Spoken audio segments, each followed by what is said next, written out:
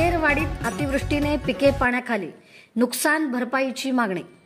दक्षिण सोलापूर तालुक्यातील आहेरवाडी गावाच्या परिसरात उत्तरा नक्षत्रात अतिवृष्टी सदृश्य पाऊस झाल्याने परिसरातील उडीद, कांदे, तूर ही पिके पाण्याखाली गेली आहेत। त्यामुळे तात्काळ पंचनामे करून बाधित शेतकऱ्यांना आर्थिक मदत करण्याची मागणी होत आहे। शेतकऱ्यांच्या पिकांचे पंचनामे तात्काळ करण्याच्या सूचना तहसीलदार किरण जमदाडे यांनी तलाठी, मंडल अधिकारी, कृषी सहाय्यक, रोजगार सेवक यांना दिल्या आहेत। तसेच सीना भीमा काठावरील गावातील नागरिकांनी काळजी घ्यावी आणि नदी नाले पुलावरून पाणी वाहताना पूल ओलांडू नये असे कळविले आहे। बाधित शेतकऱ्यांनी तलाठी, मंडल अधिकाऱ्यांशी संपर्क साधण्याचे आवाहन ही करण्यात आले आहे। शासनाने सरसकट शेतकऱ्यांना मदत करण्याची मागणी सरपंच सौ दिंडोरे आहेरवाडी यांनी केली आहे।